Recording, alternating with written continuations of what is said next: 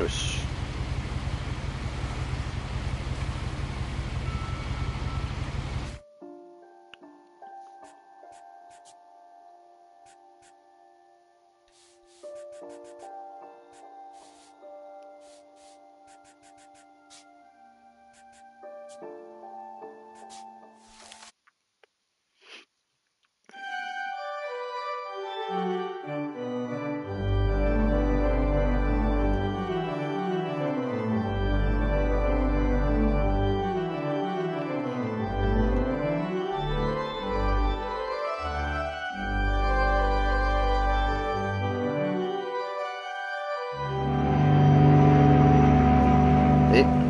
一緒やないけど。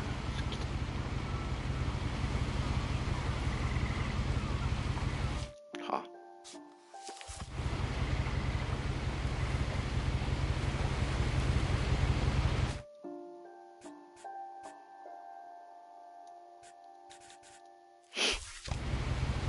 ねえ、俺。待ったらいいんか。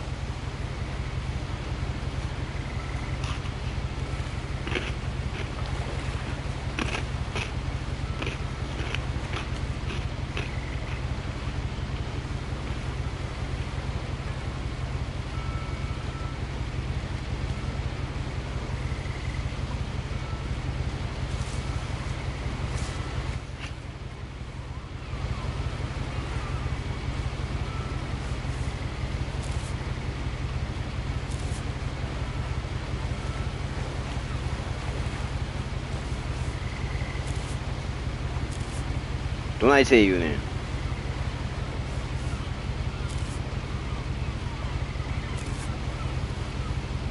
飛ばすぞお前。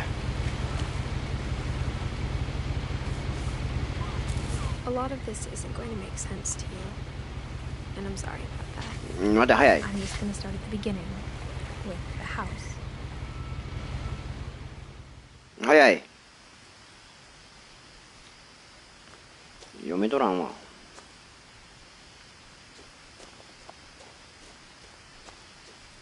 My brother Milton disappeared when I was 4. It was like the house just swallowed him up. 見ると。 Someone had put up a chain link fence, but it looked like I wasn't the first person to hop it. 帰ってきたって感じ。昔住んでた家に。このそんで。カメラ入や。 I lived here until I was 11, but I wasn't allowed inside half the rooms.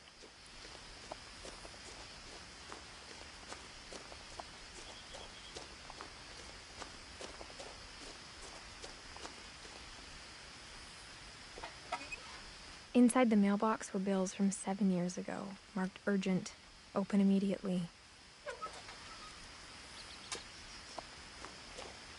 I hadn't been back since my brother Lewis's funeral. トレスパス。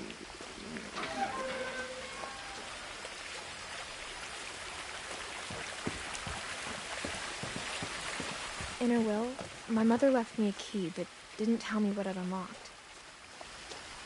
Maybe she thought I'd know. Or she thought that the mystery would be enough to bring me back.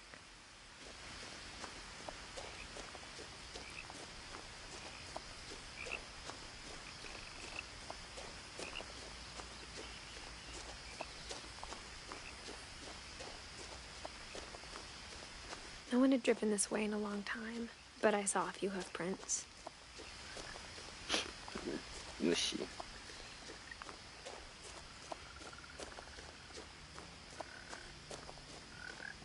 しか。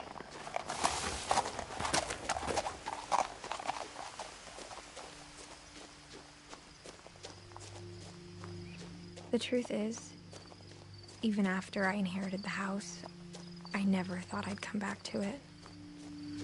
But now I had questions about my family that only the house knew the answers to.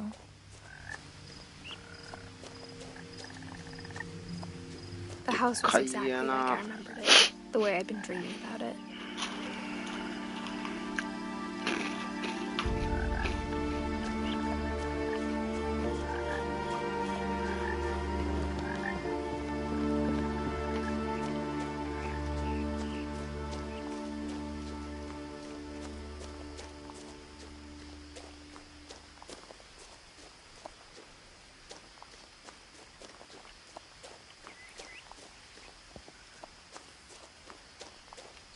As a child, the house made me uncomfortable in a way I couldn't put into words. そらそうやろ。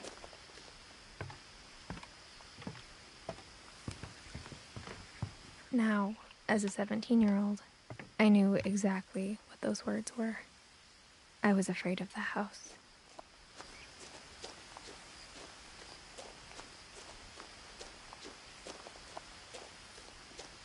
脱出。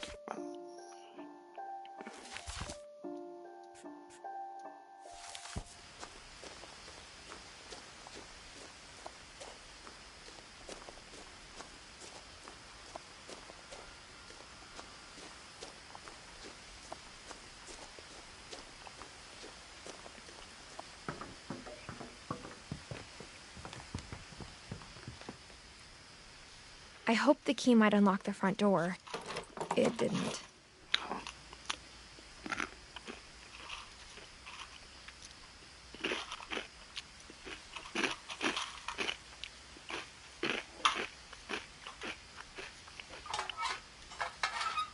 Looking in, I felt like the house itself had been waiting for me.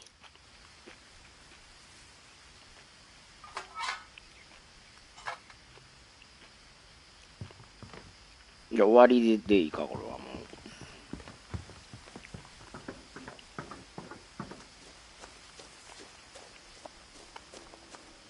どっか開けろよ。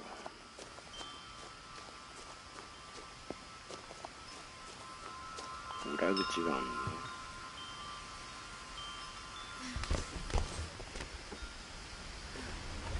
Crawling through the doggy door used to be a lot easier when I was 11. なんか犬用のドアね。防犯上終わってるやろ。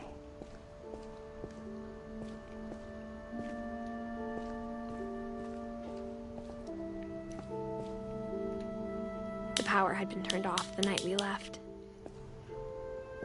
まあそりゃそうか。For the first time in years, 2010年。I felt like I was home. But instead of a family, there were just memories of one. Like how only one restaurant would deliver to our house, so we had Chinese a lot.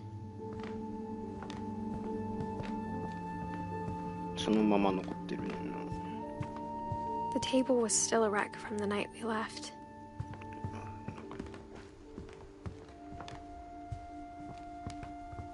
My mom was the only one of us who could imagine Great-Grandma Edie living in a nursing home. It was like a bomb had gone off, killing everyone but sparing the furniture.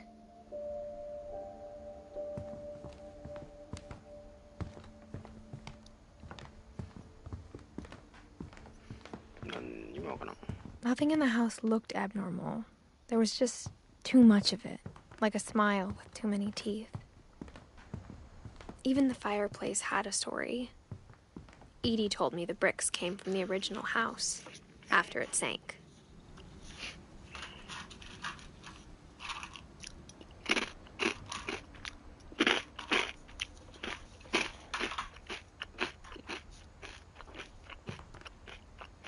でかテレビもあるやん。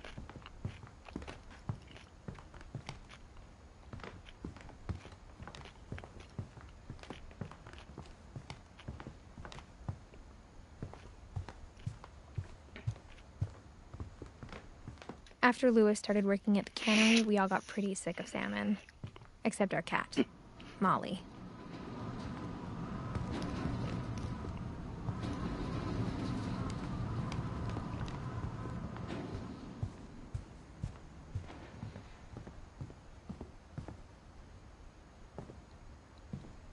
My mom was an optimist, but she never stopped believing that my brother Milton was alive. A lot of things got left behind in the whirlwind of that last night.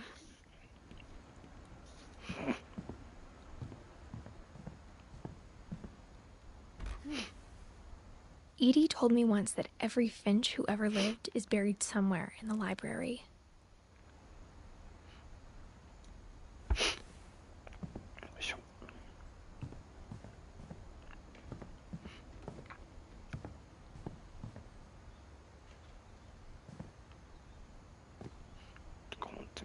After Milton disappeared, Mom sealed up all the bedrooms. Then Edie retaliated and drilled peepholes.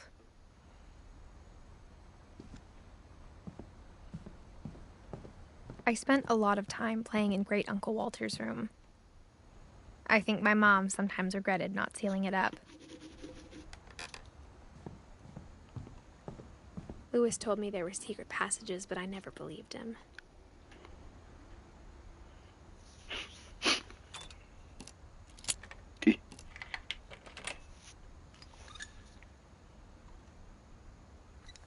Turns out, my mom was really good at keeping secrets.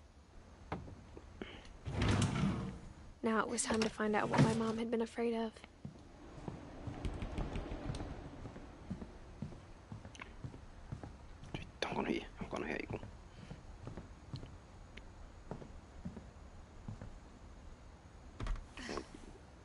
Molly always seemed like a girl I could imagine being friends with, if she hadn't died in 1947.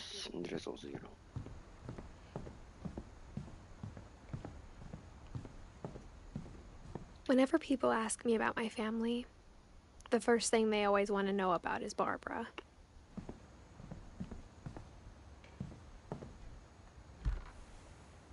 Barbara was a child star for 2 years, until America grew out of it.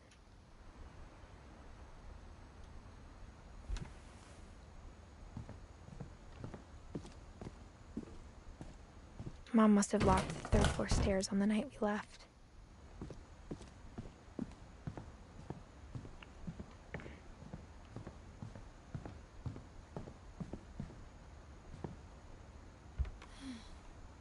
The last time I was in Edith Sr.'s room, I was 10 and she was painting my portrait.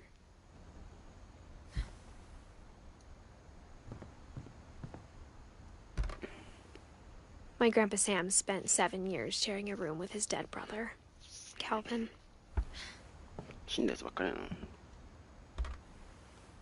As a kid, I just assumed every house had peepholes and sealed rooms you weren't allowed inside of.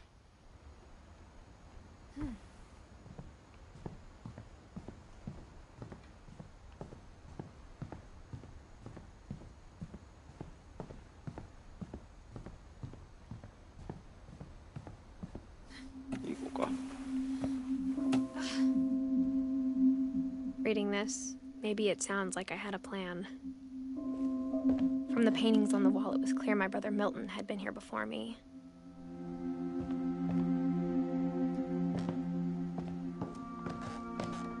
But I had no idea what was behind that door.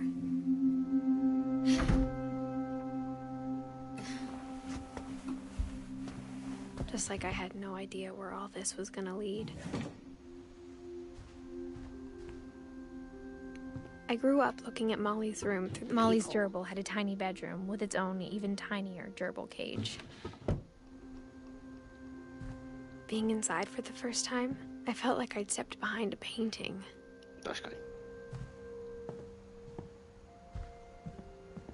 I got the sense Edie had spent a lot of time here, before my mom sealed the doors. December 13th, 1947. Dear Diary, I'll be gone soon, but I wanted to tell somebody about what's gonna happen. It started when Mom sent me to bed without dinner. I woke up and I was starving, so I looked around for something to eat. The gerbil food was dry, but I didn't mind it.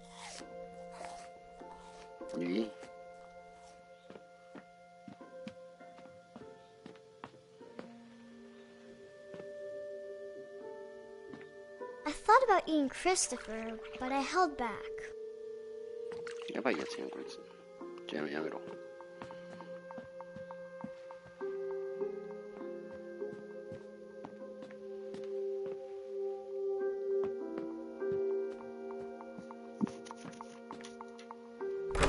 Mom, can I come out now? Sweetheart, it's late. Go to sleep.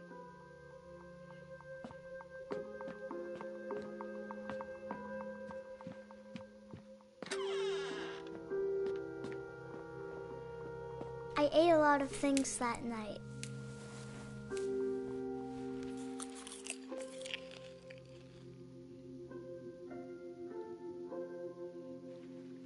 I kept eating and eating.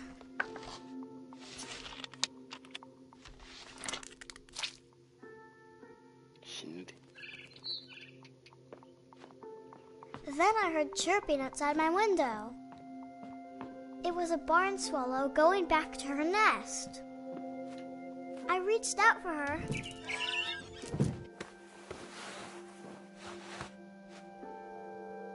And suddenly, I was a cat.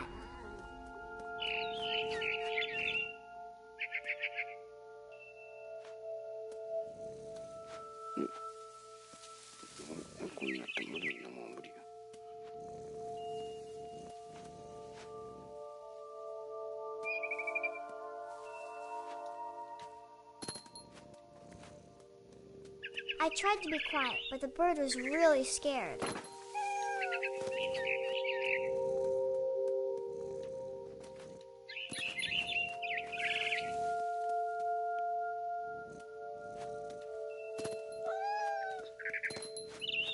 Mom and Dad didn't even look at me.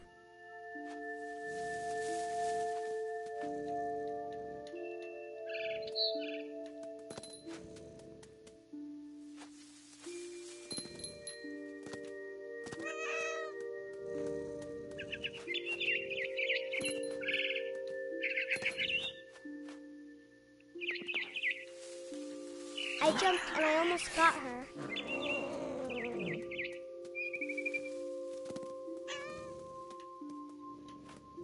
I could tell she was getting really tired. Now I was up in the big tree. I promised Dad I wouldn't climb it anymore. All I cared about was eating that mama bird.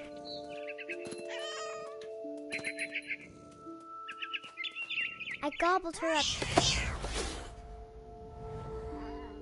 And suddenly, I was an owl. First, all I heard was the wind. Then I heard little teeth nibbling in the grass.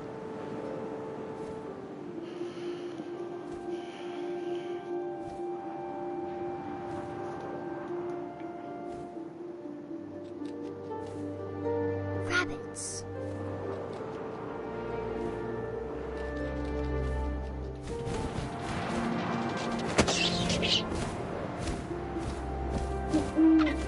I imagined his face looking up and seeing mine through my talons. I swallowed him up, and I didn't chew one bit. Then I flew off to find something bigger.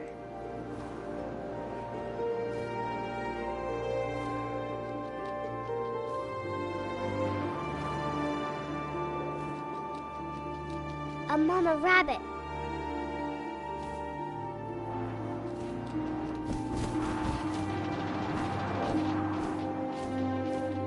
Sini.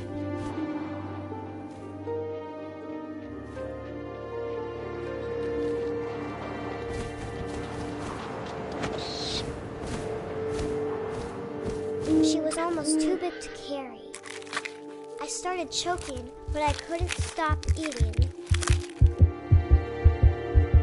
And suddenly, I was a shark.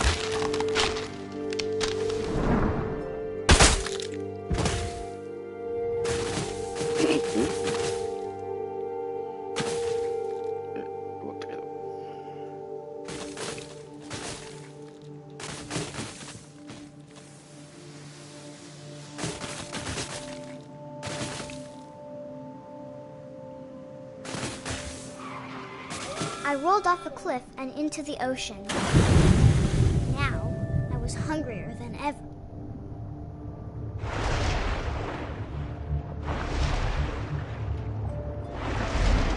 I wanted fat, juicy seals.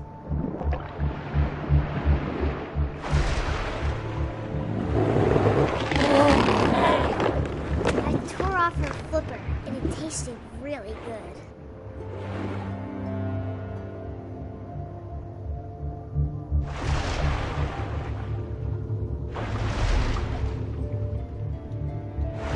Grabbed on tight, but I was so hungry, I jumped out of the water. When I opened my eyes, everything had changed.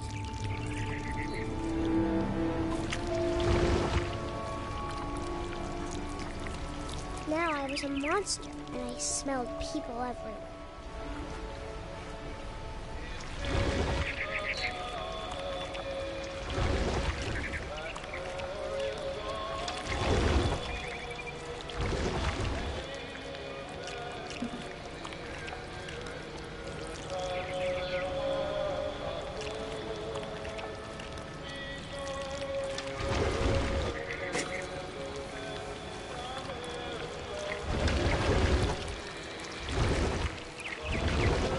I was big, but I moved real quiet.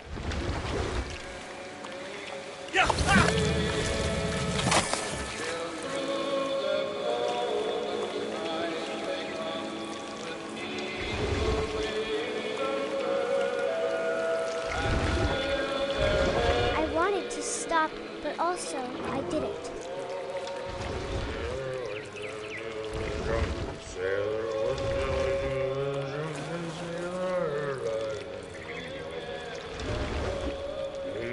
Belly with a rust.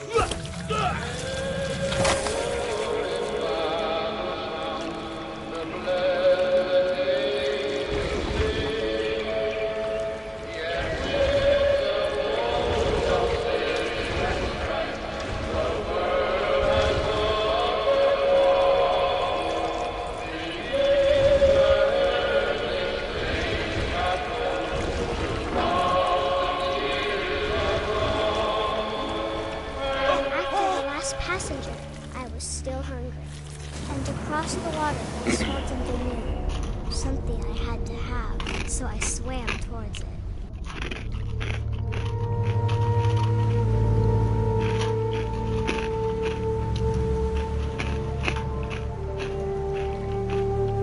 I slithered onto the sand, and the good smell went into an old pipe.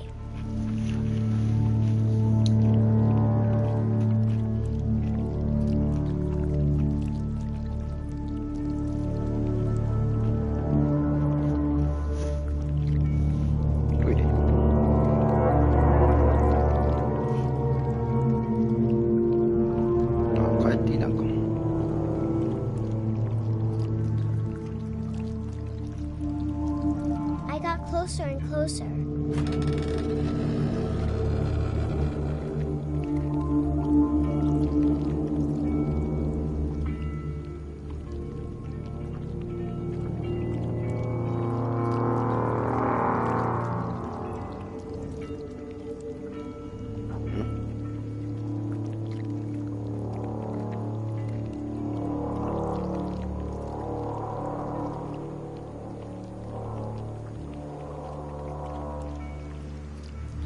All my stomach started growling. And suddenly, I was me again. I held my breath for a long time, but I couldn't hear anything. I think it's waiting for me to fall asleep. But it's not going to wait much longer. It needs to be, and we both know I will be delicious.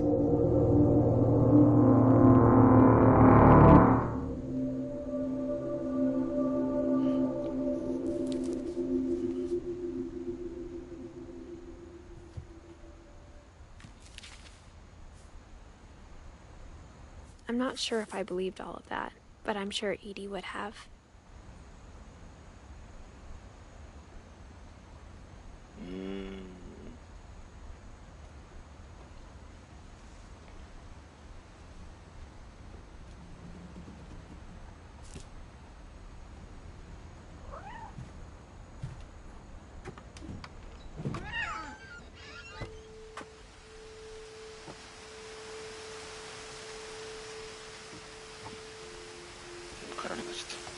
This will be obvious later, but my mom never told me any of these stories.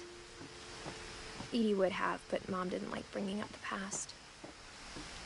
Though, when we adopted a stray kitten, she was the one who named it Molly. I spent a lot of time in Great-Grandma Edie's room. We got along, and it was a good place to hide from my mom.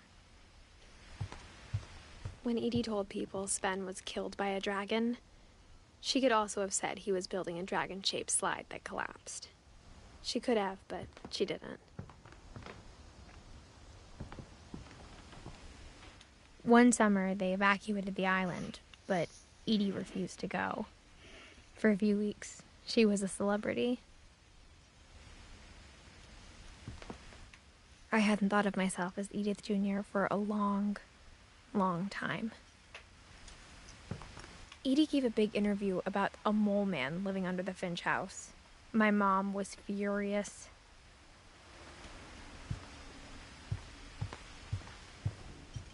Her room was like a museum. For 500 years, the Finches have been famous throughout Norway for their fortune and misfortune.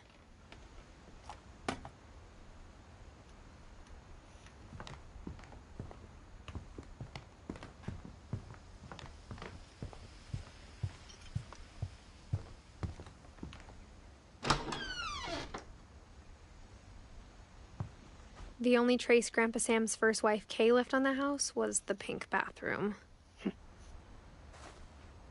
It was a pretty big trace.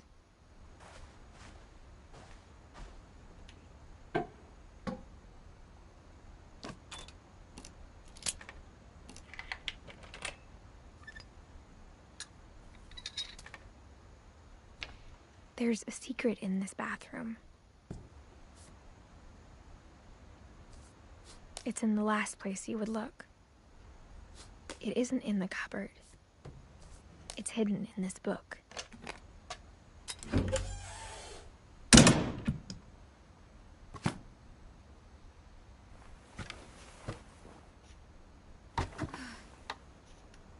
Sven gave Sam an old camera he'd refurbished. He never put it down.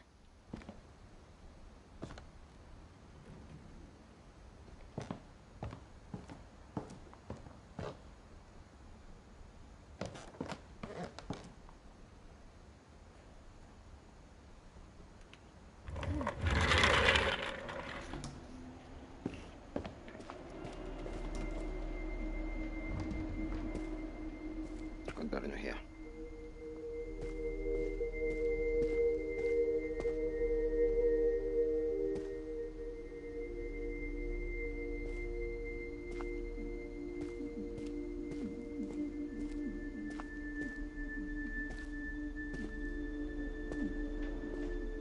I knew Grandpa Sam had a twin, and that he never talked about him. I guess my grandpa didn't like history any more than my mom did.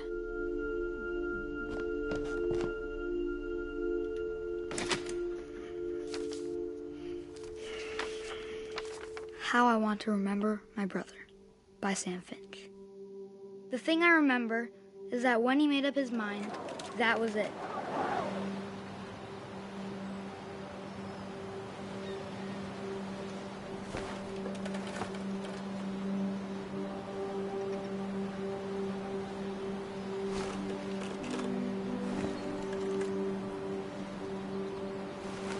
My brother said he'd die before he ate another mushroom.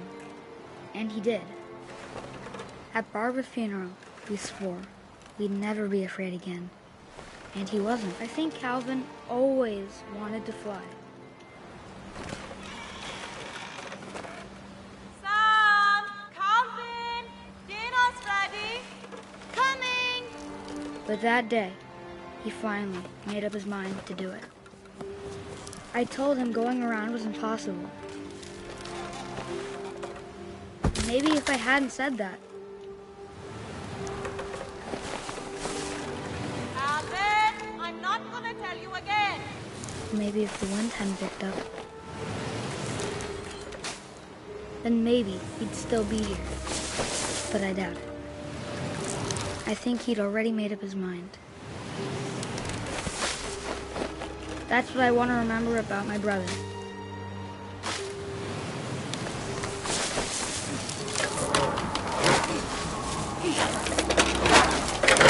The day he made up his mind to fly, and he did.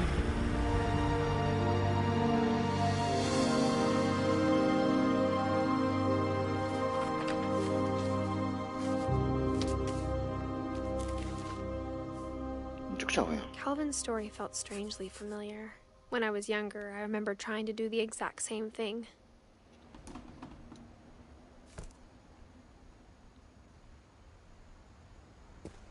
After the funeral, Edie roped off Calvin's half of the room. なるほど。 Mom said Grandpa Sam enlisted at 18 and never set foot in the room again.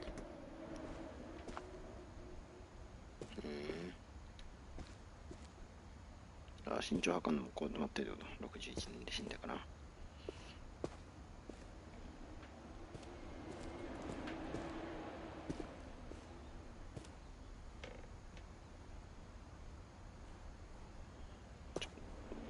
ちょ見て。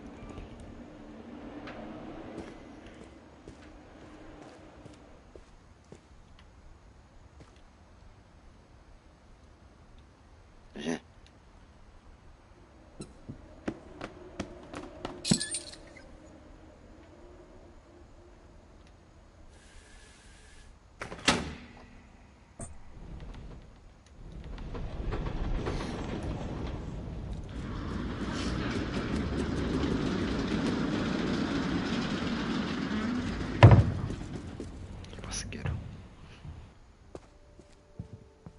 The passages were a pretty tight fit.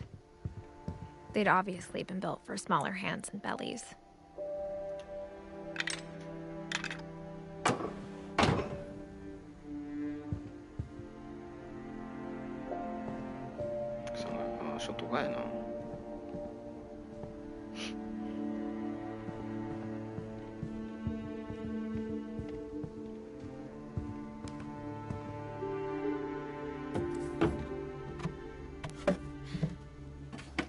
Growing up, I always thought of Barbara as a child star.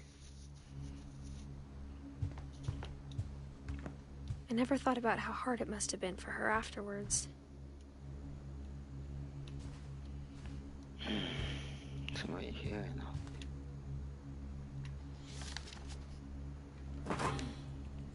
Of all the stories people wrote about Barbara's death, I'm surprised Edie saved this one.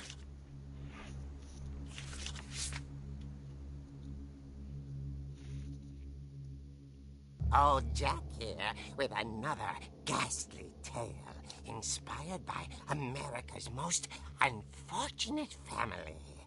I'm calling it The Surprise Ending of Barbara Finch. As a child star, Barbara was famous for her scream. Now at 16, she was all washed up. A has-been. But in a lucky break, she'd been asked to perform her signature scream at a local convention for monster movie fans. It was just the boost her career needed. Unfortunately, her scream hadn't aged well. Getting better. I think you just need the right motivation. Her biggest fan and current boyfriend, Rick, was about to demonstrate when... Now that was a great scream. It was Barbara's father, Sven. He'd slipped into a table saw and had to be rushed to the emergency room. So Barbara got stuck babysitting her youngest brother, Walter. Her convention comeback was cancelled. Okay, I'm hearing frustration, but I'm not hearing terror. What if I tried... A gang of hoodlums in Halloween masks have been terrorizing Orcas Island tonight. Police are urging residents to... That came from the basement. You're right! Also, I loved your delivery on that. Why is your basement door locked? Because my dad likes making puzzles and secret passages. There's a key hidden in the music box. The secret is to keep winding and winding until finally the key pops out. Thanks, babe. I'll be back in a sec. 20 minutes later, Rick hadn't returned. So Barbara went to look for him, right on cue. She reached for the music box. And as she wound the key, she listened for Rick, but the house was silent.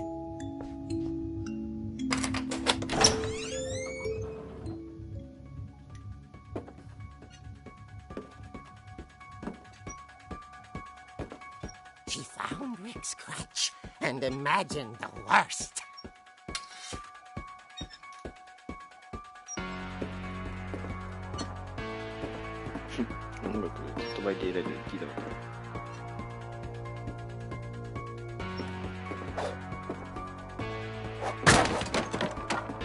The gang's leader is the infamous Hookman killer, Dr. Carl Hamill, who impaled and then ate his family 10 years ago tonight. The old fridge rattled and grew still. Oh dear!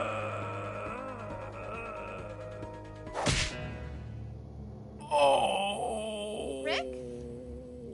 Barb, relax. I was just trying to scare you to help you find your scream. Well, I'm not scared, Rick. I'm furious. Then act furious. All I'm getting from you now is that you're hurt and confused and She threw him out, but she kept a little something to remember him by. Barb, have you seen my other crutch? And she was still holding it when she fell asleep watching the late picture show. Hours later... Barbara! Walter, what's going on up there? Ah! Okay, I'm coming up, but if this is a trick, you're dead, Walter. No idea.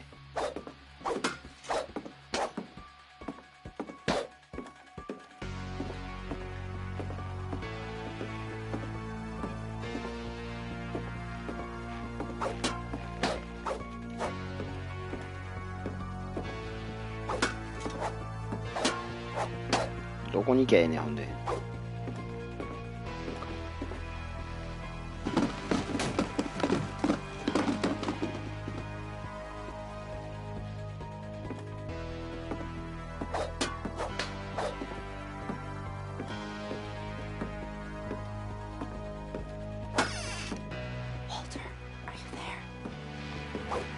Walter vanished, but his bedside radio was still on. Orcas Island police describe the man as 6 feet tall, with a steel hook for a hand. Residents are urged to lock all doors and windows and notify the police of any suspicious activity. Barbara turned, saw the hook man, and was speechless. He was quite smashing.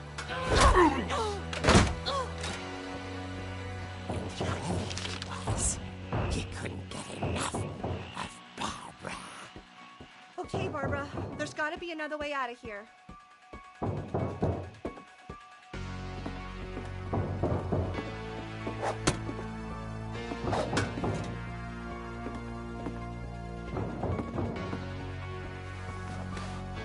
night, she played her part beautifully.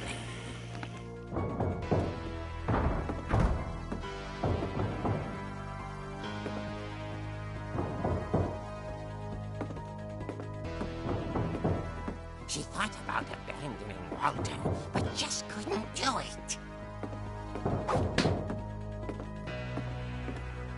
Molly's door hadn't been opened in years. The hinges groaned.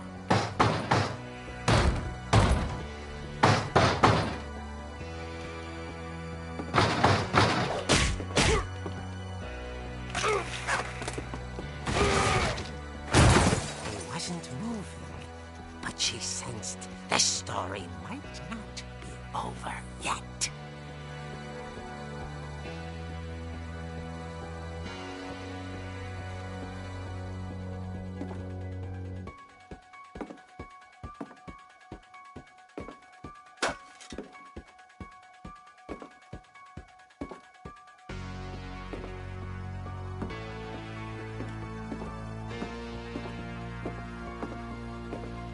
The hookman had vanished. She listened for his breathing, but all she heard was...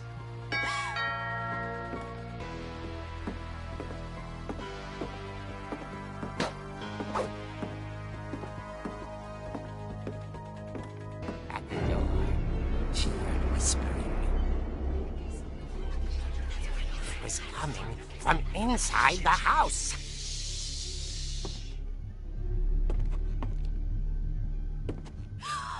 Oh dear.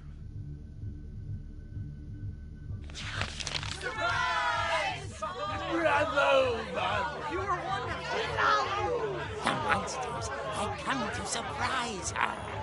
For Barbara, it was a dream come true.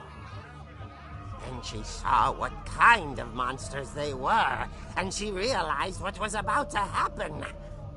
She was going to be famous. And with her final breath, Barbara Finch gave the performance of her life.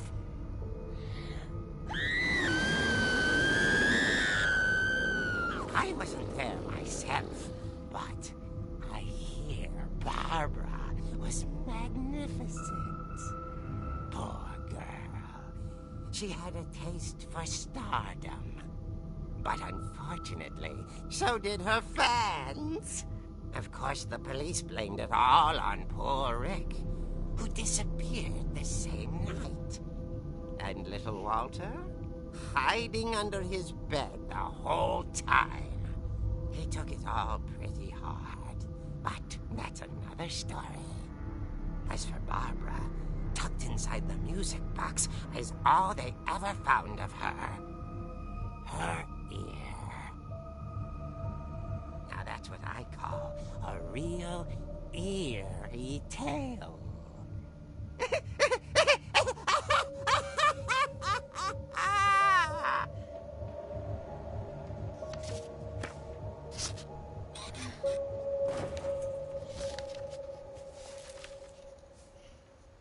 Edie told me all Barbara wanted was to be remembered, as absurd as that comic was. Maybe what Edie saw was a happy ending.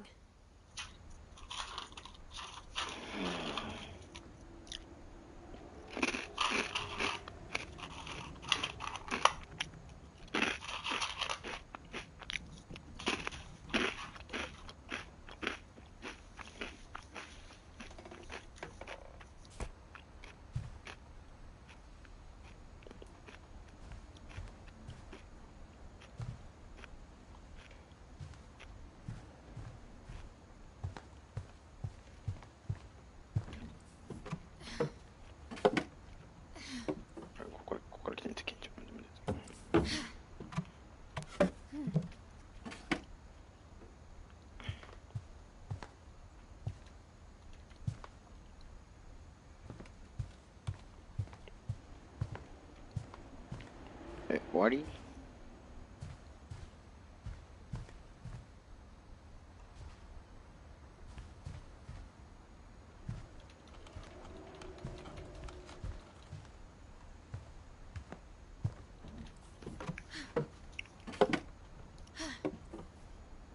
I guess now I know why Mom didn't like me playing with the music box.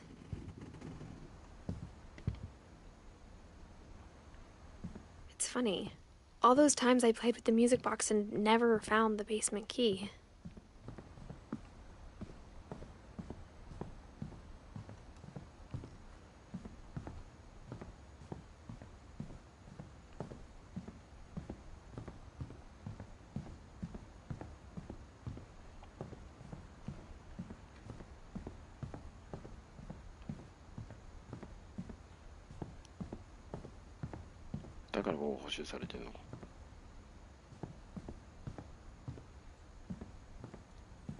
I wonder if that comic was right about there being a key inside the music box near the basement.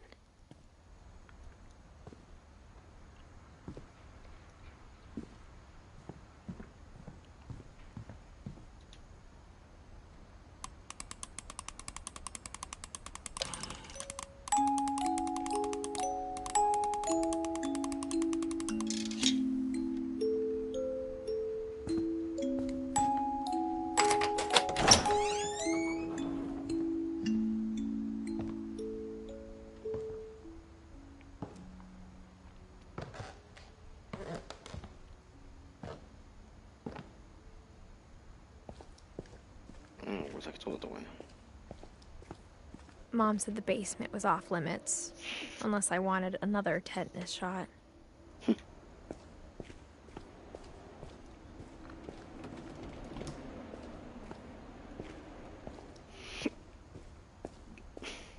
I saw Edie sneak down to the basement once, carrying packages.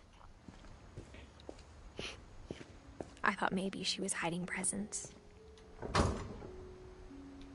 It turned out she was hiding a lot more than that.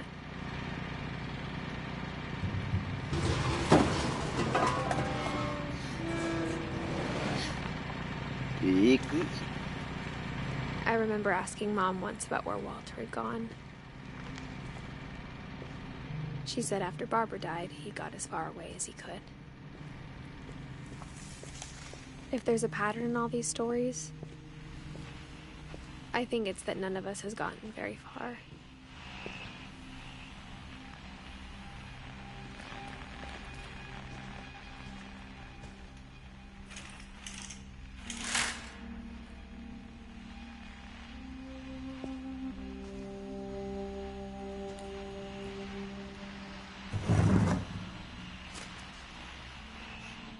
Goodbye, everyone. I can't believe I've been down here for 30 years. On that first day, after the shaking started, I didn't think I'd survive a week.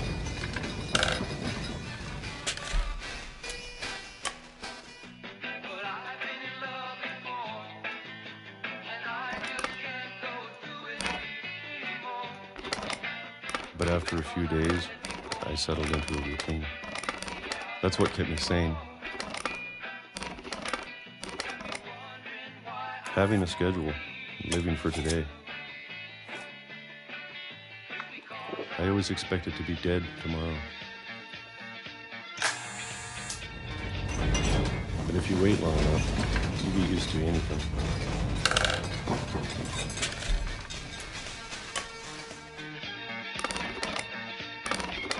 Even a monster on the other side of the door starts to feel normal.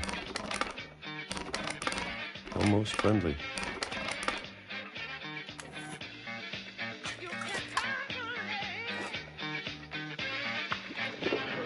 And then one day, everything just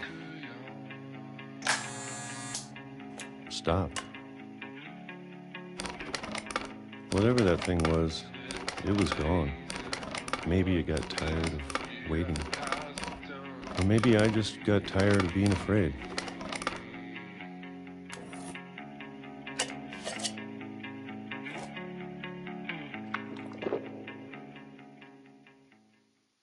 It's been a week now, the longest in 30 years. I'm done waiting. I have to leave while I still can.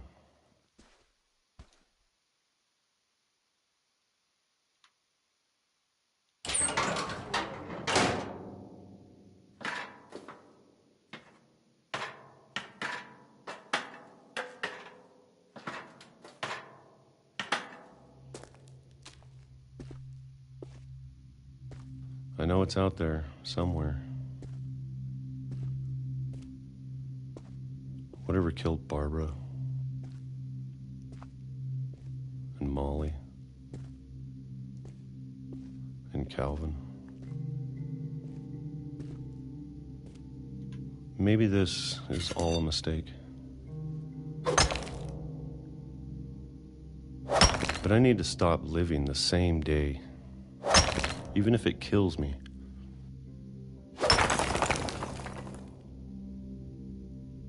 Whatever's out there, I want you to know I'm ready for it.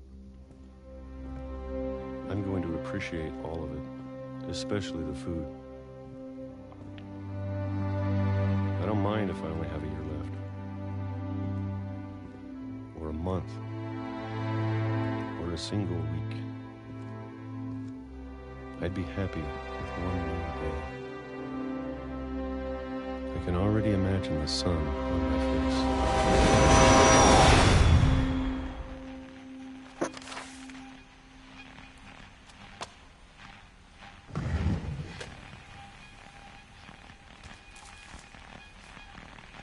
Walter died when I was 6. I can't believe my mom never told me he was down here.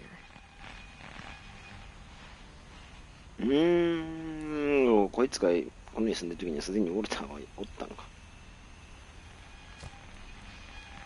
なんでか知らんけど。 I'm sure my mom was trying to protect me.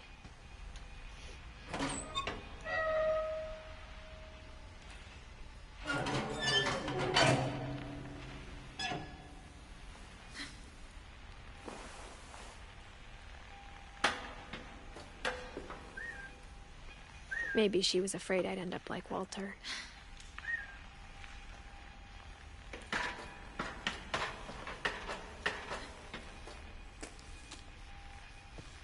But if she never told me about an uncle under the house, I can only imagine what else she was hiding. I don't want to make the same mistakes she made. Trying to bury something that's still alive.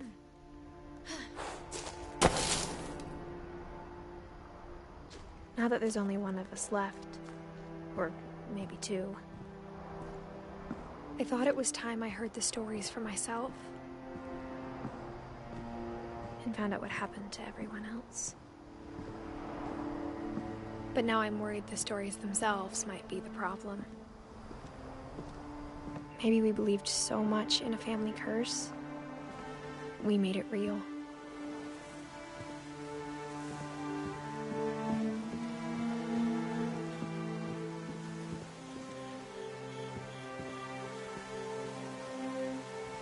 I don't know if I should even be writing this.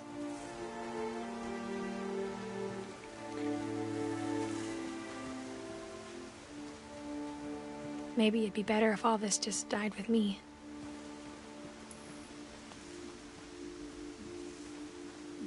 But I thought you should know about your family.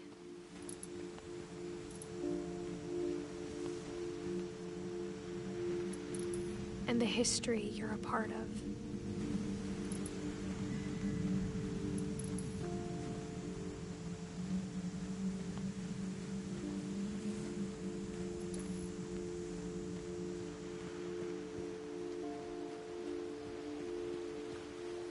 Though to be honest, I feel as lost as you probably do right now.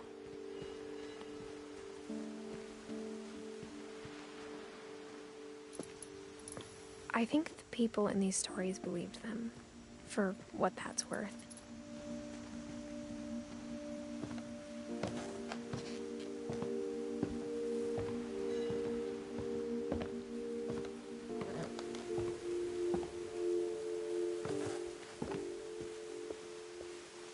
And when you look at the house, that history of imagination and stubbornness and madness, any of it seems possible.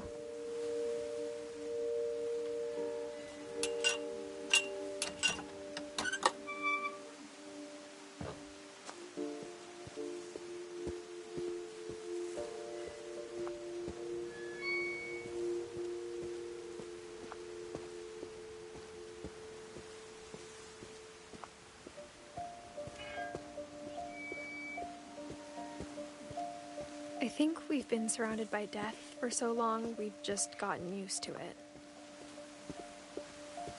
What kind of family finishes building a cemetery before starting the house?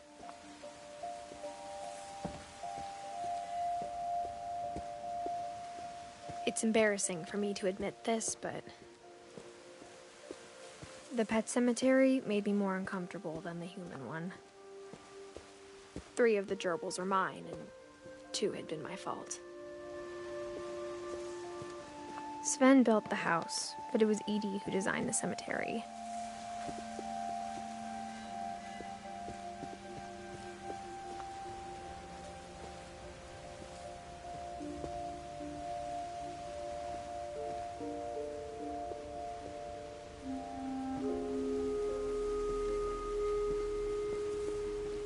I'm sure Odin's monument had been Edie's idea. My mom was always trying to move on, but for Edie, the past never went away. She could see it poking out of the water at low tide.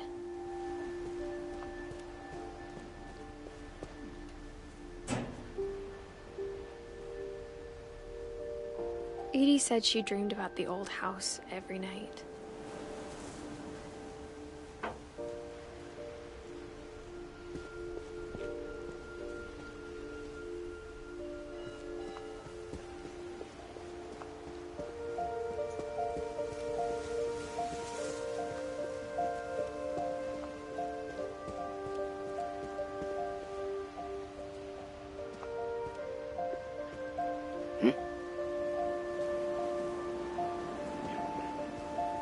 動線がなくなったぞ。 Edie's side was always easier for me to understand. 何が But the older I get, the more I can see where my mom was coming from.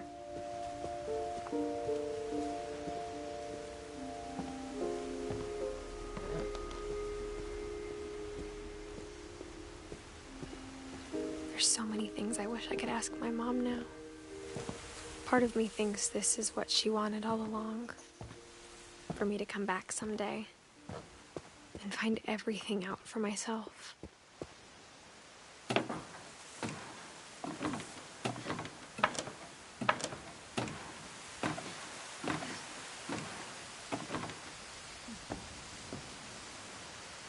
But looking back on it now, if she told me there was going to be so much climbing, I never would have come when I was 22 weeks pregnant.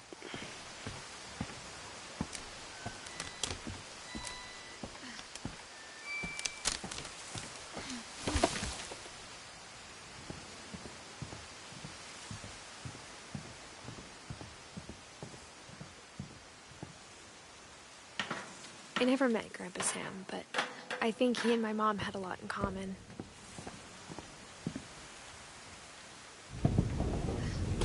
They were both pretty intense.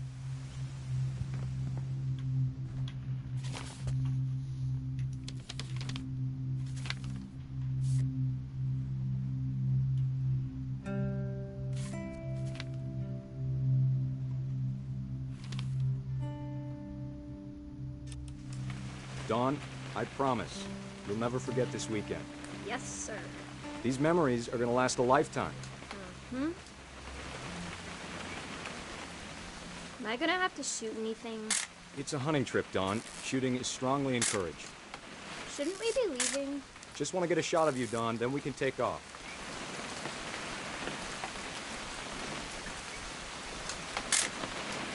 I'm over here, Dad. What? Perfect. It's gonna rain the whole weekend, isn't it?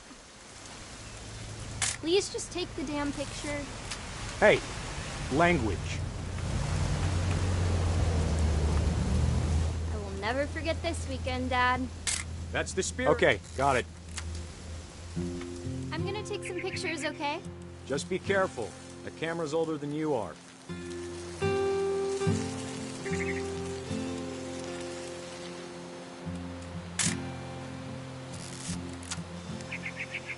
You're right, Dad. It's starting to clear up. Still freezing, though. Definitely should not have drunk all that coffee.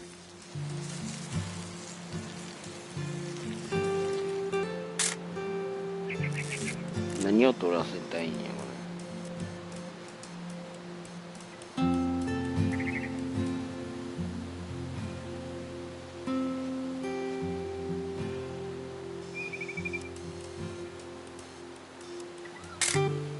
Aw.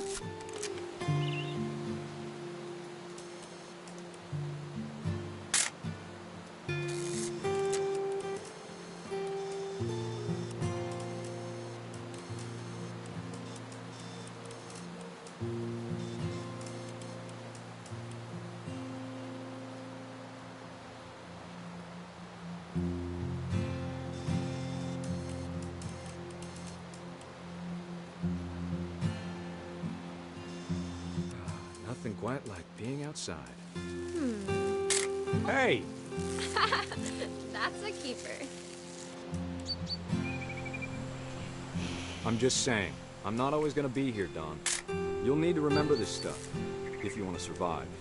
I'll be fine, Dad. You know who else thought he was gonna be fine? Some guy who died. Dawn, I'm being serious. I know, Dad. You're always serious. Doesn't being out here make you want to chill out? Well, to tell you the truth, I haven't been out here in 20 years.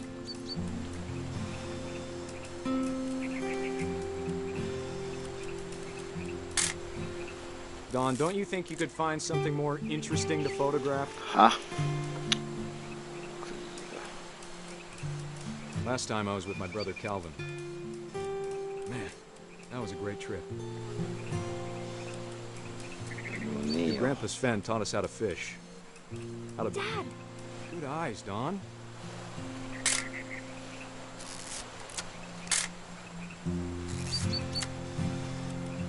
Before you take the shot, let me get a picture of you.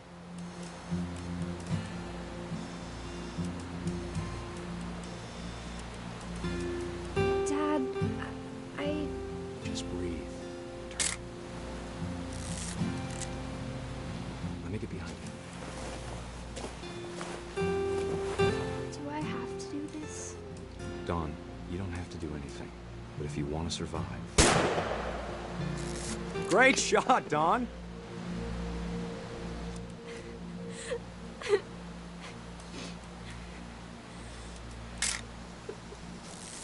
I'm proud of you, Dawn.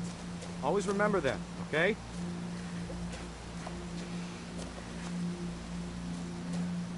Dad, it's twitching. I think That's it's totally so... normal, Dawn. Just focus on the camera. Try not to think about... Dad!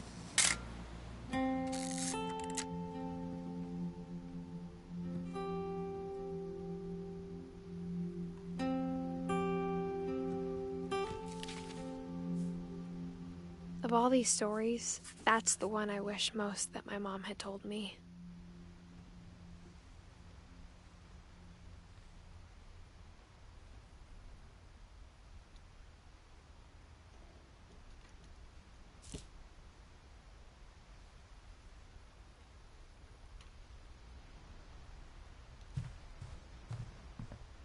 Instead of hiding from death, Sam seemed to go out of his way to meet it.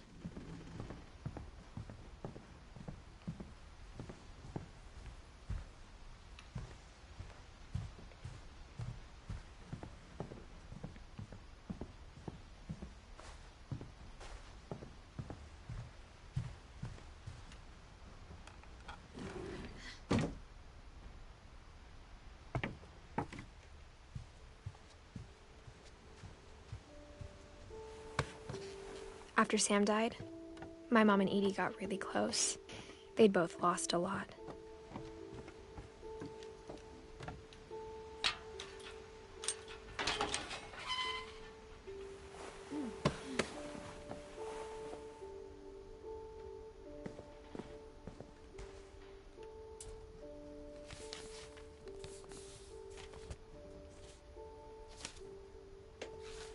Dear Kay, do you remember the way Gregory used to laugh when he thought he was alone?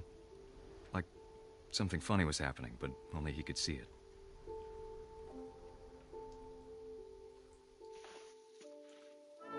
I think he saw things the rest of us don't.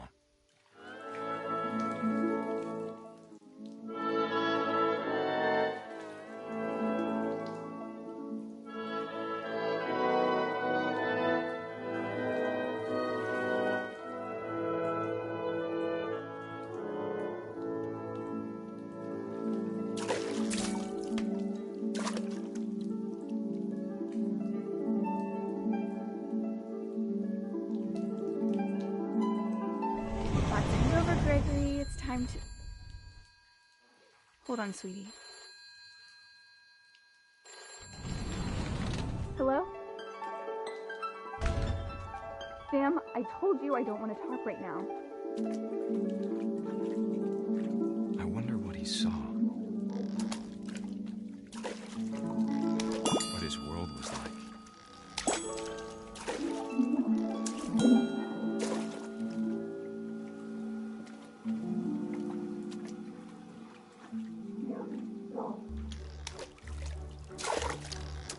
Reminded me so much of Calvin.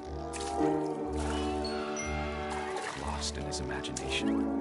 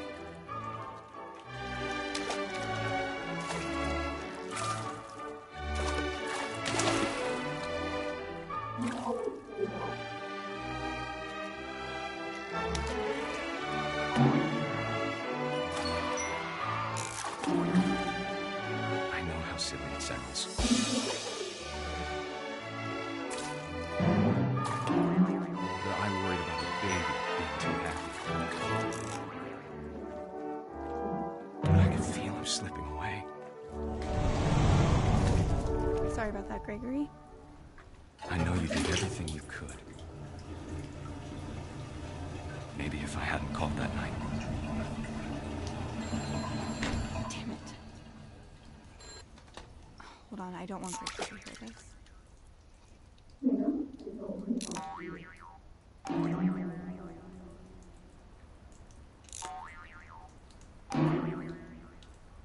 I wish he could have told us about the world he saw.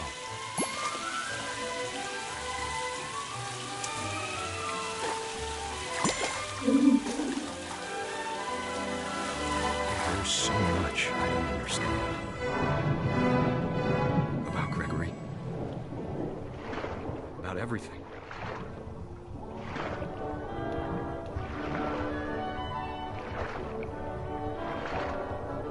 But I know what happened wasn't your fault.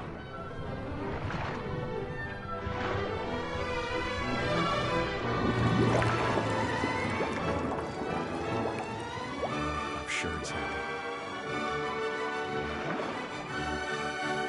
And he'd want you to be happy too. Good luck, Kay. Love, Sam.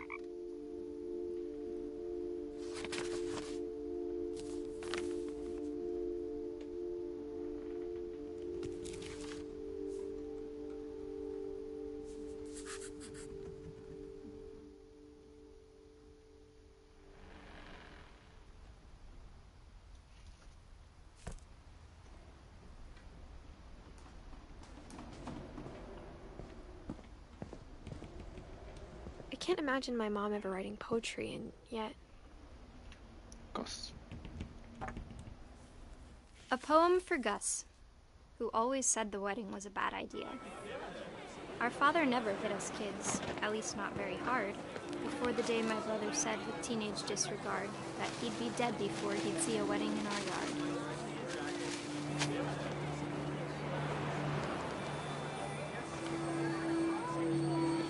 My father made him come, of course, but Gus stood far apart, just flew his kite and bottled up the storm inside his heart.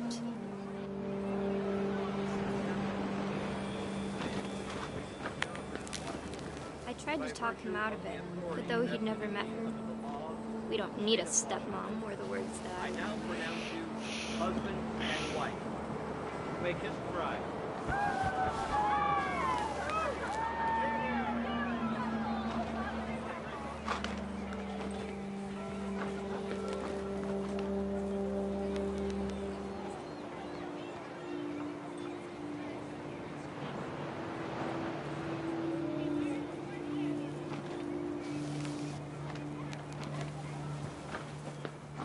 When the time for photos came, Dad ordered him to come here. But Gus declined, and as a sign held up his middle finger.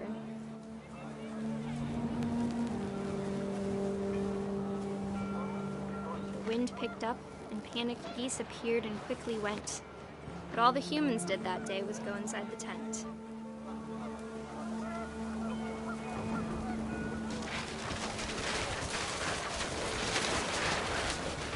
The rain came down in buckets then, but no one seemed afraid that nature might destroy the tent our dad had crudely made.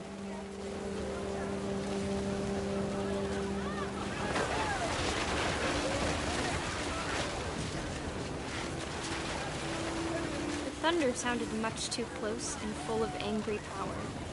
But all my father said to this was, "Make the music louder."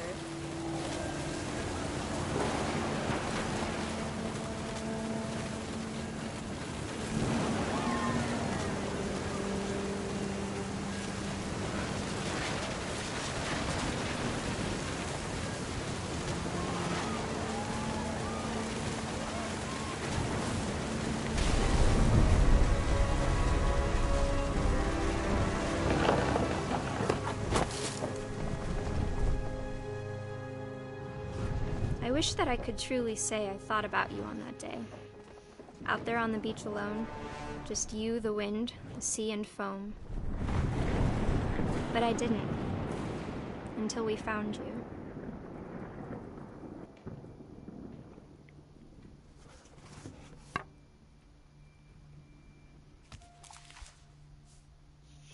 She never talked about him, but Mom told me once if I was a boy, they were going to name me Gus.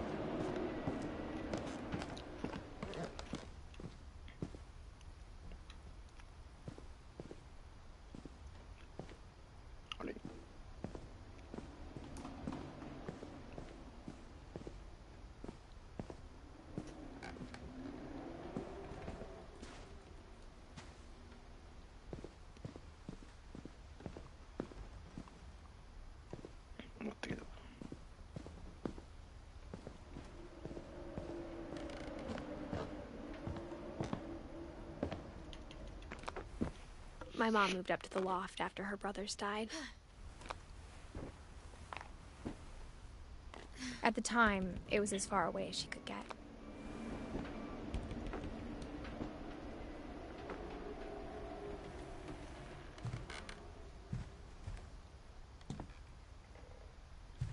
She spent a summer building houses in Calcutta, where she met my dad, Sanjay.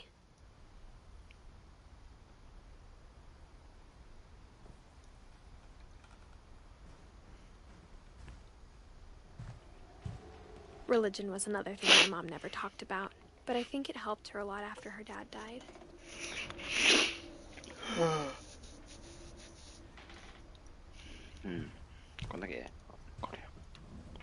My mom moved to India a week after graduation and got a job teaching English. Louis was born a year later.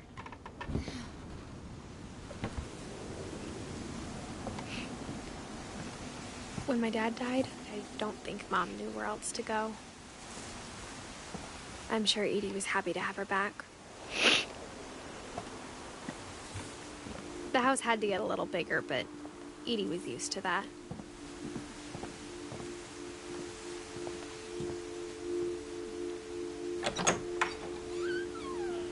And for a while, things were good. Almost normal. But it didn't last. The beginning of the end was Milton's 10th birthday, when Edie gave him a castle. After Milton disappeared, the only thing he left behind was a room full of paintings.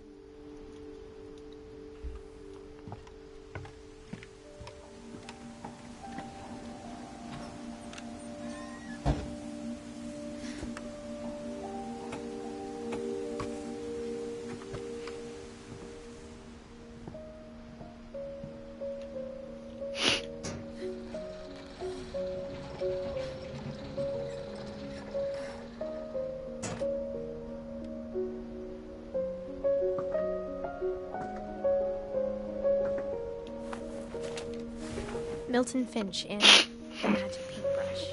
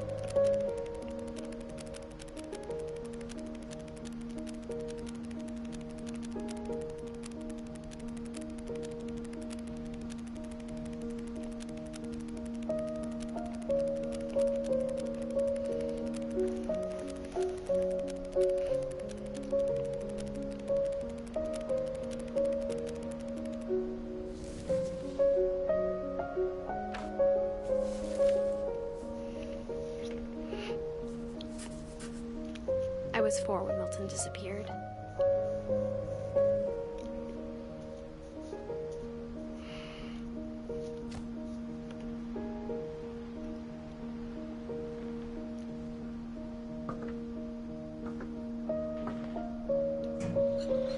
Mom spent months searching for my brother. Then she sealed the doors.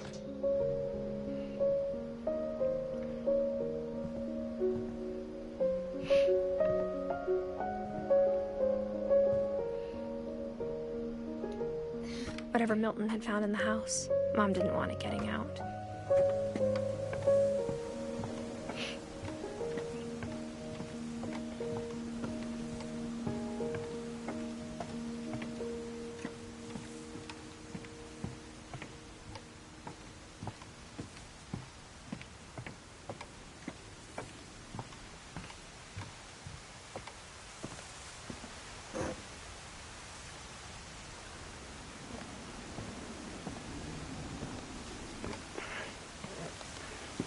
Mom definitely blamed Edie, but I think Lewis blamed himself.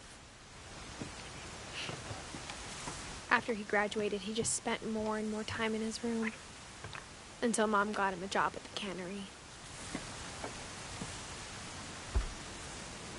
Everyone always told me to stay out of Lewis's room, except Lewis.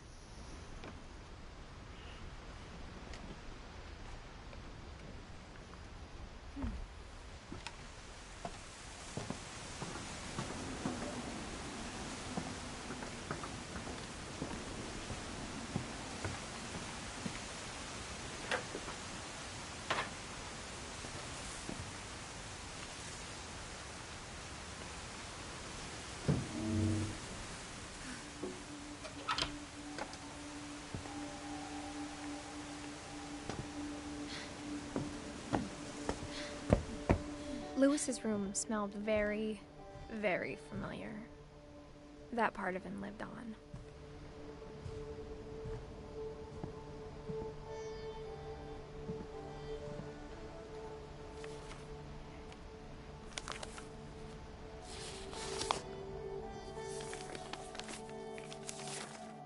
Dear Mrs. Finch, as Lewis's psychiatrist, I can understand your desire for an explanation. As I see it, the trouble began in January, shortly after we convinced your son to seek treatment for substance abuse.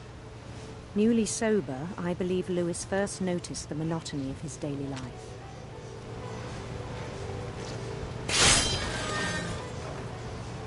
He kept working at the cannery, but he withdrew part of himself. In our sessions, I saw the same behavior. His mind began to wander. I asked him to describe it. He said he started small, imagining a labyrinth. He'd feel his way about. Then something moved. Bats. And toads.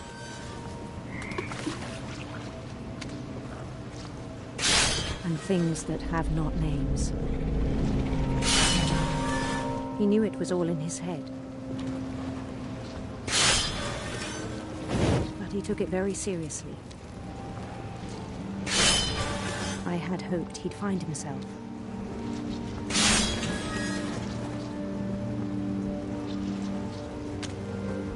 But he found something more.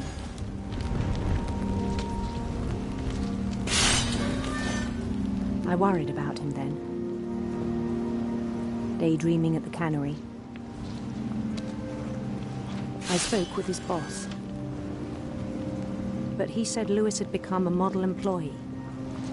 Methodical, tireless, focused. Like a whole new Lewis.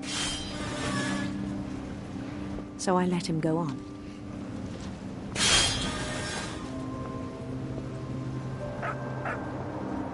I even encouraged him. It seemed very promising at first. He told me he'd made a new friend.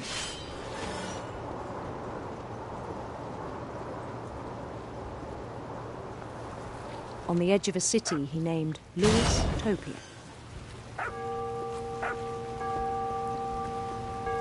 He built the city up slowly, brick by brick.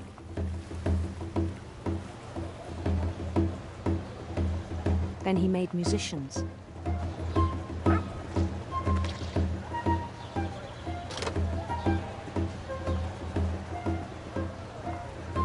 And songs for them to play. He talked about starting a band. And he was always humming something. Every day his imagination grew stronger.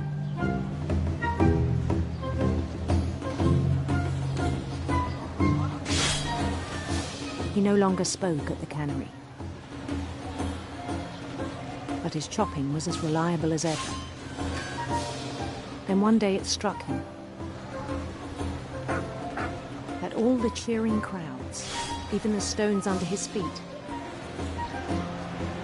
were all in his imagination, so he could do whatever he wished.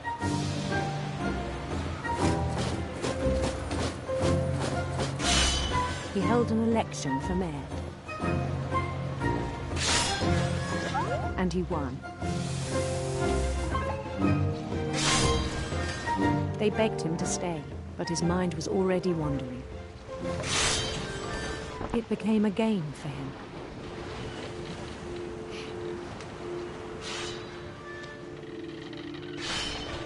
He'd conquer a city, then immediately push on.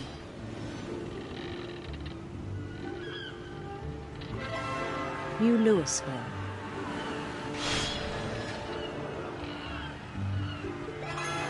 St. Louis.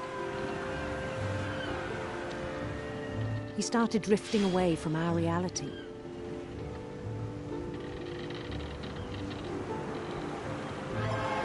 Minneapolis, until one day he forgot to go home from the cannery. Even as his mother pleaded with him, part of Louis kept sailing on.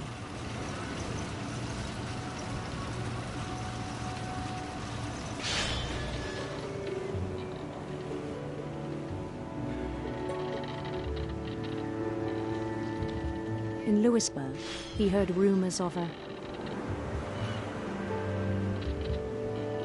handsome queen.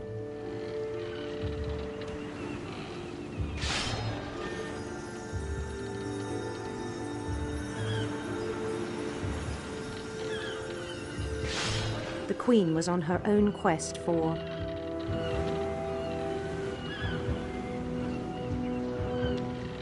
radiant rainbows.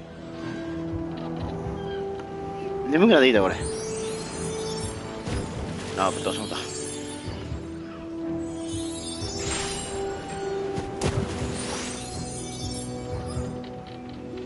He followed the sound of her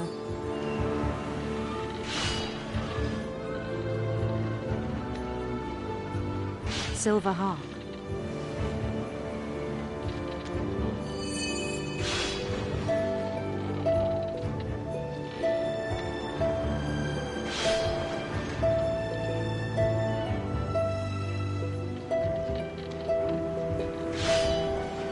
His chase led him to a golden palace east of the sun and west of the moon.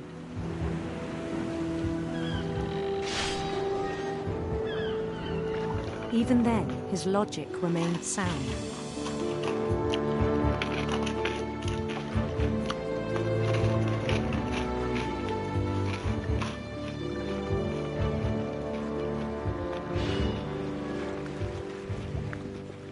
He knew the world was all in his imagination.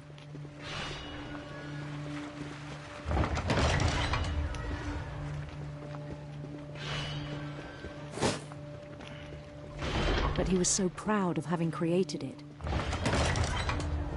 In his own eyes, he'd become something greater than a king.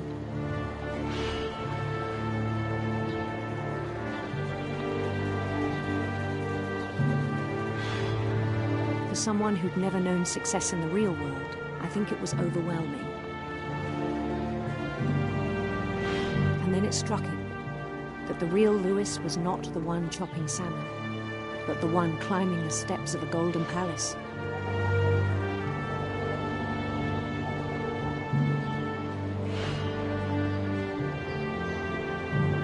My imagination is as real as my body, he told me.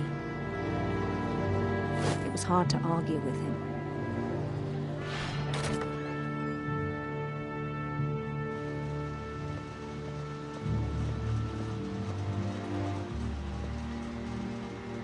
We began to forget the world we know.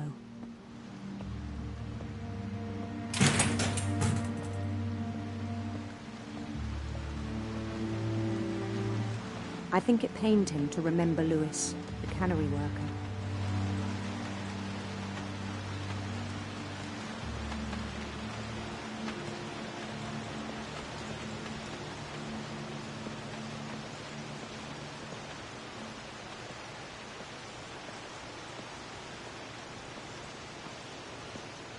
He began to despise the man with a royal contempt.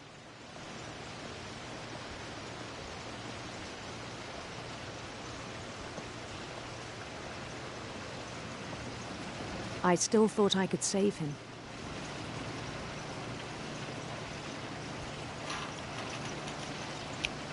Even after he said he was being crowned king over all the lands of wonder.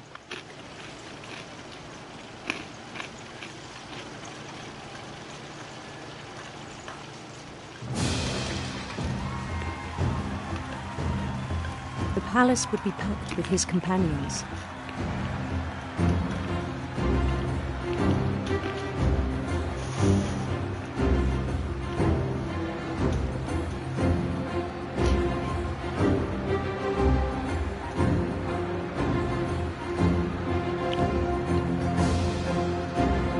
Including the wise Calico who had insisted on advising him.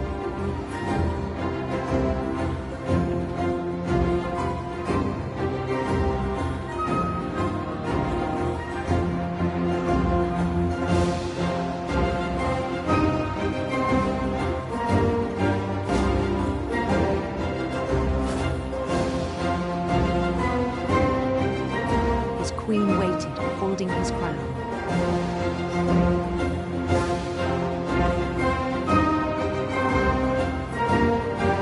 There was only one thing left to do.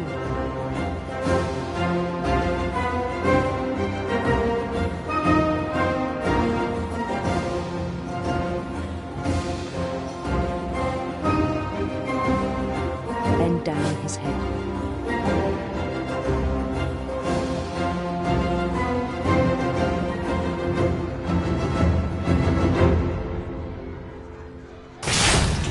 And the rest I think you know.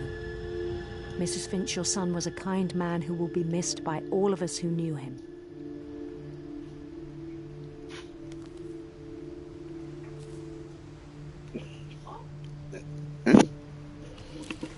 My brother was really cool. I wish you could have met him. なんで？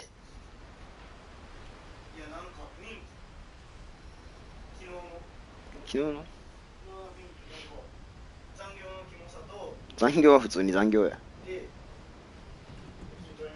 筋トレはいつもの筋トレや。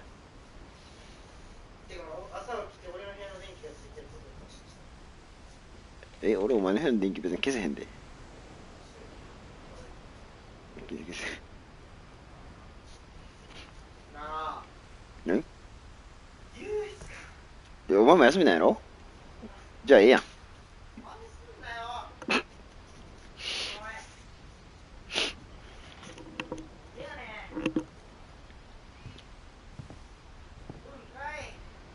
うるさいなあいつ。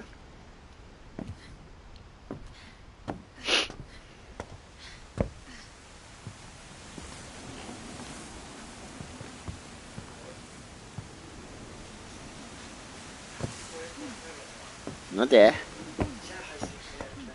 やるよ。 Lewis and I spent a lot of time playing games together, but he was surprisingly bad at them. He died a lot. はいはい。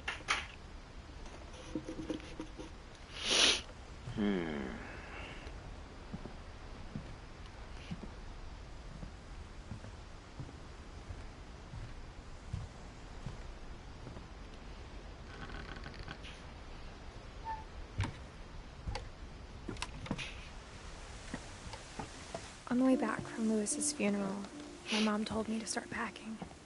She waited until the day before we left to tell Edie.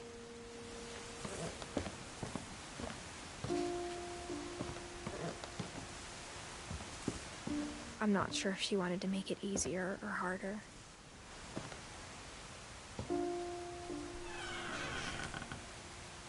I wish we'd stayed. But I understand why we left.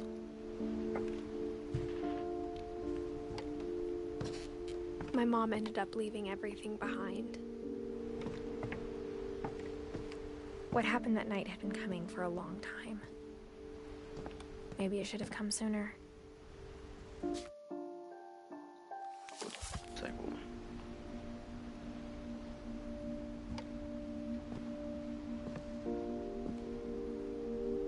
But it had to end one way or another.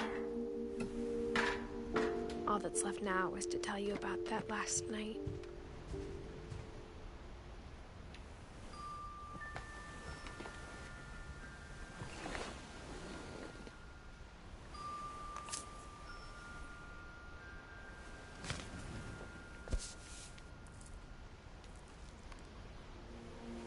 That whole last day, Edie just watched us pack and didn't say a word.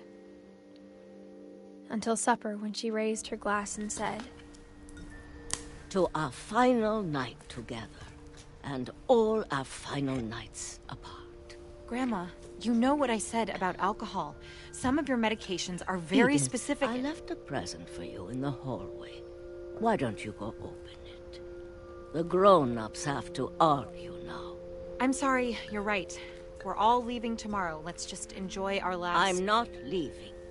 Edith, you're excused.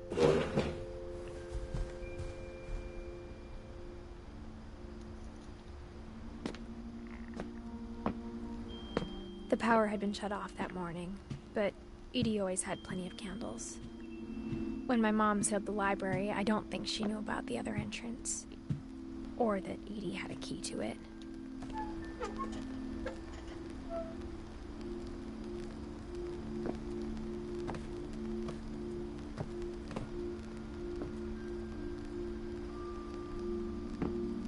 The thing you're afraid of isn't going to end when you leave the house.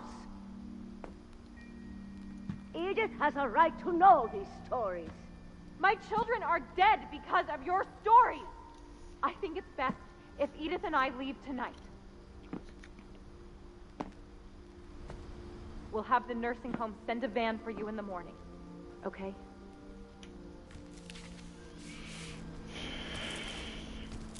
Dear Edith, there's so many stories I wish I could tell you, but there's only time for one.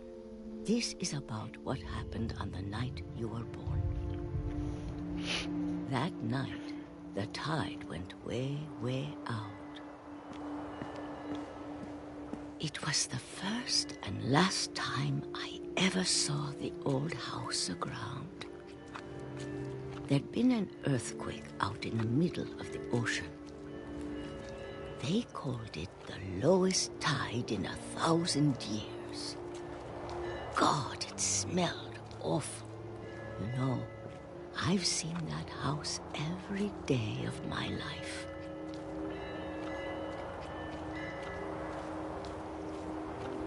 But I never thought I'd go back to it. When the fog rolled in, I lost my way.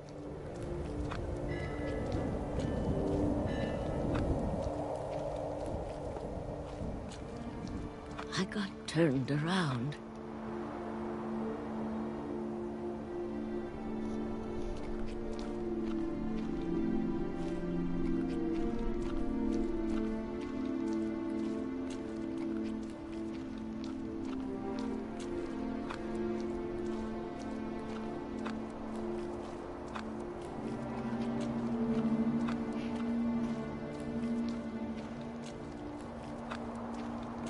I started seeing things.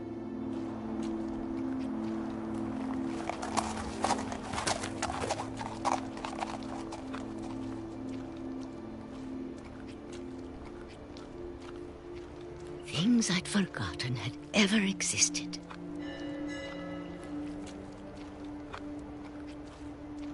But when when I saw them, they felt like old friends. That night, a lot of things came back to me. Or maybe I came back to them.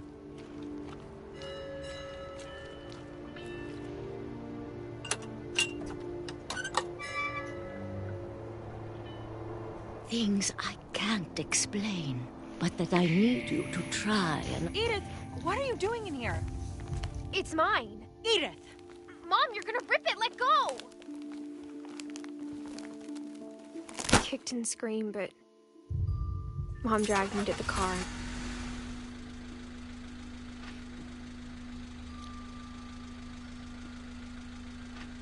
I never saw Great-Grandma Edie again. The next morning, the band came to pick her up, but she was already gone. After that, we moved around a lot.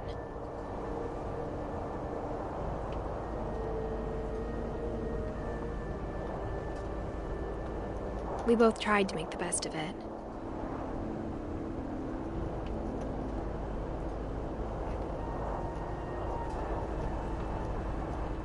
A few years went by.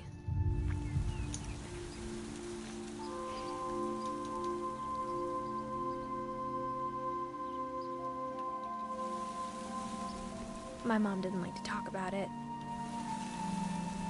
but she started getting sick a lot.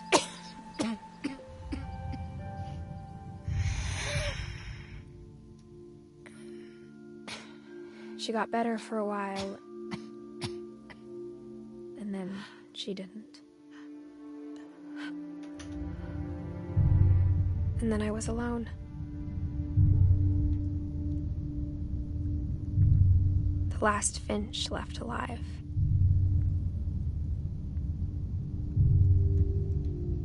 Until I found out about you. I'm still not sure what to tell you about all this. If we lived forever, maybe we'd have time to understand things. But as it is, I think the best we can do is try to open our eyes. And appreciate how strange and brief all of this is.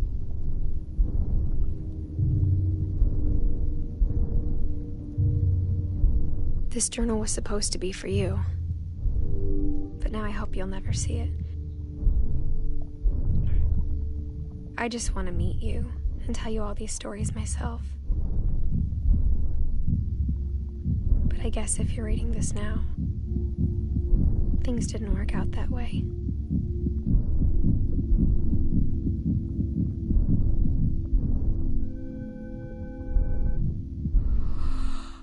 This is where your story begins. I'm sorry I won't be there to see it. It's a lot to ask, but I don't want you to be sad that I'm gone. I want you to be amazed that any of us ever had a chance to be here at all. Good luck.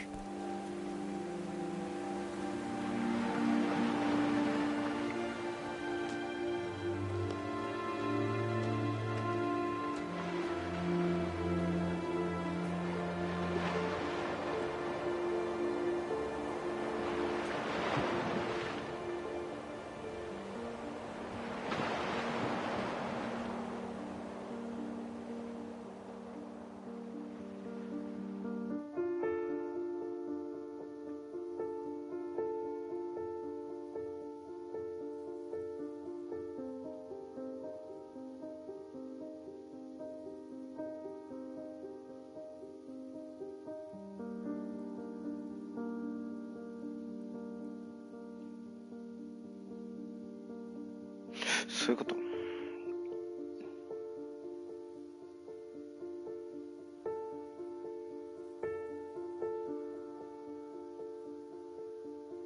いや、じゃあな。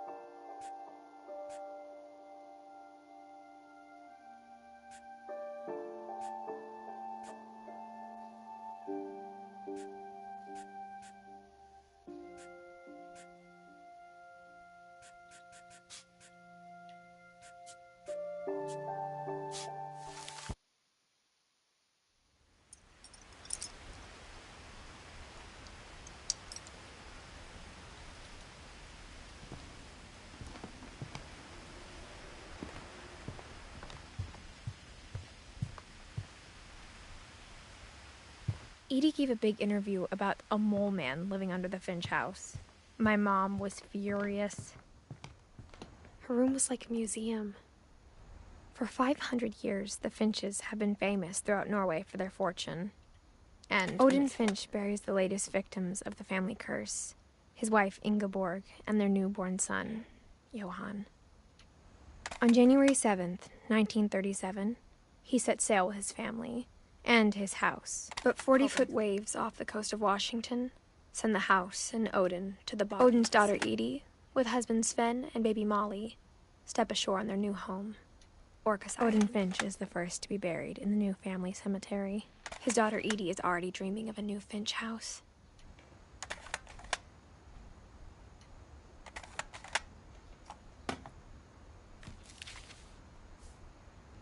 Whatever's wrong with this family, it goes back a long ways.